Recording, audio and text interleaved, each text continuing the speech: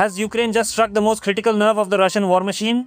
From massive oil tankers erupting into flames in the Sea of Azov to a crippling fuel crisis leaving Russian citizens stranded for hours. But that is not all.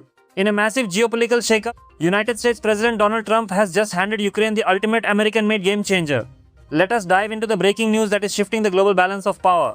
Today's biggest story centers around a devastating wave of Ukrainian drone strikes on Thursday that have directly targeted Russian oil facilities, sparking absolute chaos. Ukraine's relentless strikes on oil refineries and critical infrastructure across Russia have triggered a widespread and severe fuel crisis.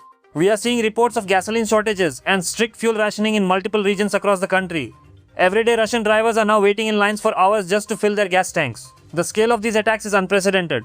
Vitaly Korolyov, the acting governor of Russia's western Tver region, confirmed that a direct Ukrainian drone strike triggered a massive fire at an oil depot right in the city of Tver.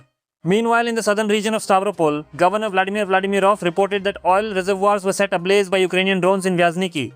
The fire expanded so rapidly that local authorities were forced to order the immediate evacuation of residents from several apartment buildings located near the facility. The chaos extends to the waters as well.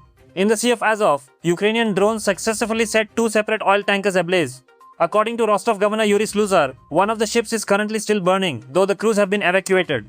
This attack is just the latest in a series of highly targeted strikes on oil tankers in this critical area, which is part of a broader, calculated Ukrainian effort to completely cut off fuel supplies to Russia-occupied Crimea. Ukrainian President Volodymyr Zelenskyy has been highly vocal about this new offensive strategy. Zelenskyy confirmed that in addition to the strikes on oil facilities in Stavropol and Tver, Ukrainian defense forces executed a deep strike hitting a reserve fuel storage facility about 500 miles from the front line. Even more shockingly, they struck an oil pumping station in Ufa, which sits nearly 930 miles away from Ukraine's border. He also noted a strike on an oil loading terminal in the Rostov region about 125 miles from the front line. President Zelenskyy described these strategic strikes as part of Kyiv's new campaign of long-range sanctions. This campaign is being carried out as a direct response to continuous Russian attacks and Moscow's absolute refusal to end the war.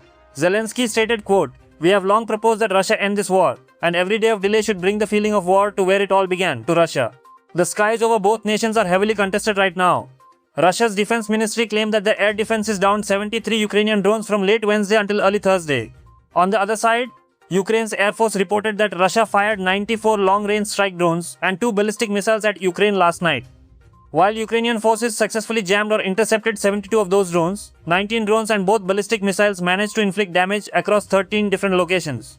However, the most monumental development for American audiences happened on the diplomatic front. During a highly anticipated meeting with President Zelenskyy on the sidelines of the NATO summit in Turkey, President Donald Trump made an announcement that changes everything. Trump stated that the United States will officially give Ukraine a license to manufacture Patriot air defense systems right on their own soil. This is to counter the relentless missile attacks from Russia in this ongoing war. This is a massive historic coup for Kyiv, which has been desperately requesting this exact technology for years. What has truly captured the attention of political analysts in the US is the dramatic shift in tone between the two leaders. This meeting was markedly different from their earlier, highly acrimonious encounter at the White House back in February of 2025, where Trump openly berated Zelenskyy.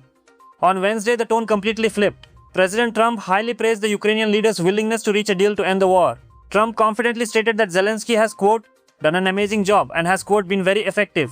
With Russian oil facilities burning, a nationwide fuel crisis taking hold, and Ukraine now armed with the ability to build American Patriot systems, the momentum of this conflict is taking a sharp turn.